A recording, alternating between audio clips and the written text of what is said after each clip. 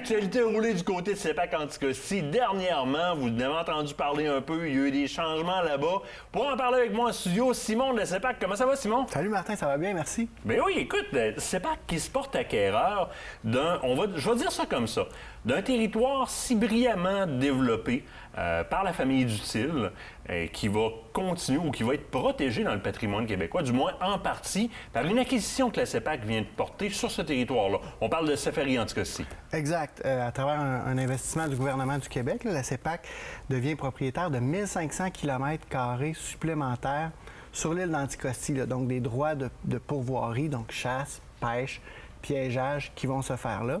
En plus de 2 auberges et 15 chalets qui avaient été construits par Safari Anticosti, donc effectivement la famille Dutil, une famille d'entrepreneurs reconnus au Québec. Oui. Et ce sont donc des territoires, 6 nouveaux secteurs qu'on va pouvoir offrir aux Québécois selon les modalités d'opération de la CEPAC. Donc, bonne nouvelle pour le Québec dans un premier temps parce que ça aurait pu être vendu à des intérêts étrangers, ça reste chez nous.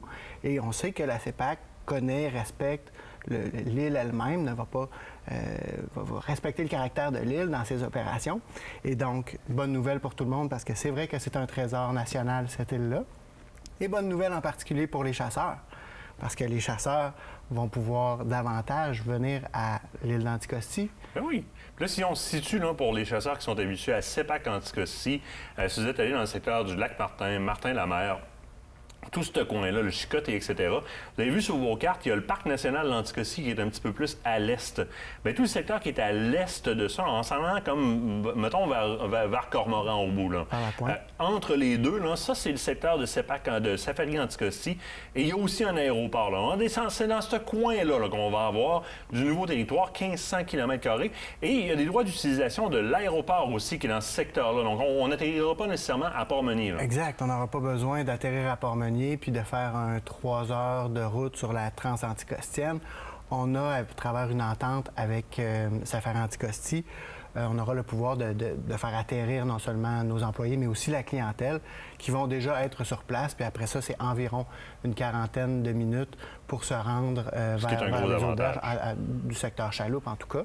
Et on parle d'opérations qui vont être harmonisées avec le calendrier de CEPAC Anticosti actuellement.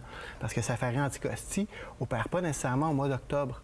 Oui. Et là, en opérant au mois d'octobre, bien, c'est là où on vient libérer de la place, notamment pour des nouveaux forfaits de chasse. Puis on sait qu'à l'avenir, dans le cours de réflexion, bien, on évaluera s'il y a possibilité d'ajouter des forfaits de pêche, de la villégiature, comme on a fait à Port-Meunier, puis qui fonctionne tempête parce que les gens ont envie de découvrir cette île-là qui est mystérieuse, pleine d'histoires, pleine d'attraits naturels qui sont fantastiques et qui sont vraiment magnifiques à découvrir. Donc, c'est du beau potentiel, là, tout ça. Et on parle d'à peu près 700 à 800 nouveaux chasseurs là, qui pourront profiter de ce secteur-là. C'est le fun. Puis, installation quand même haut de gamme. Là. On a visité, nous autres, on a eu la chance d'y aller, faire un aller-retour d'une journée, secteur Chaloupe, Rivière-Chaloupe, des installations quand même assez haut de gamme. Mais là, la question là-dedans, qui est pas la question qui tue, mais qui est sur toutes les lèvres, qu'est-ce qui se passe avec la clientèle actuelle de Safari Anticosti? Autant pour la clientèle de CEPAC Anticosti cet automne que pour celle de Safari Anticosti, aucun changement. Puis pour l'année prochaine, là, on va travailler à harmoniser l'offre pour que les forfaits soient similaires un peu partout. Mais les gens qui sont présentement clients à Safari Anticosti et qui ont l'habitude de réserver d'année en année, s'ils désirent continuer avec la CEPAC, ils vont pouvoir le faire. Donc, il n'y a pas de problème de ce côté-là, puis pas d'inquiétude à avoir. Génial. Donc ça va être intéressant. On va avoir plus de nouvelles au printemps, savoir ça va être quoi les bookings qui vont être possibles de ce côté-là. Je vais te parler de quelque chose d'autre. On a eu la chance l'an dernier, si je ne me trompe pas, d'aller voir le secteur initiation au petit gibier dans le secteur Croche-McCormick des Laurentides.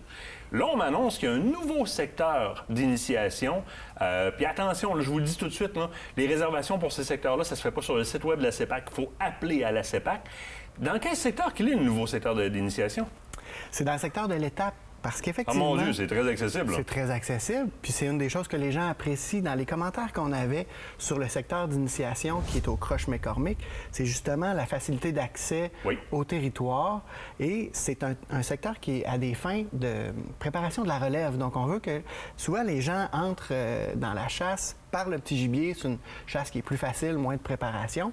Et ce secteur-là, non seulement, il y a du gibier, mais on a aussi des parcours ludiques avec des cibles en forme d'animaux pour que soit les nouveaux initiés ou les plus jeunes se pratiquent au tir. Ça, c'est cool. Exact. Et même dans ce forfait relève-là, il y a du tir au pigeon d'argile. Donc, comme ça, on peut pratiquer notre tir dans les airs. Donc, ça fait partie de cet apprentissage-là que les gens ont apprécié. Et là, on refait la même recette, mais dans le secteur de l'étape, sur un plus grand secteur. Encore là, une douzaine de parcours facilement accessibles à pied, en vélo. Encore un parcours ludique pour pratiquer son tir. Encore la possibilité de faire du tir au pigeon d'argile. Et en même temps, le shore lunch peut se faire aussi au petit gibier. Ben oui, absolument. Et on a des super abris au lac aux Anémones, au lac Adjac, où les gens, avec leur récolte, peuvent se rendre puis se préparer un petit gueuleton on l'a fait au Crush McCormick. C'est super intéressant. Écoute, on doit sortir pour la pause de notre côté. Juste rapidement, là, les gens appellent par téléphone. Dis-moi juste présentement pour le petit gibier, il reste de la disponibilité de la disponibilité cet automne pour le petit gibier, particulièrement en semaine, en petit gibier à la journée aussi.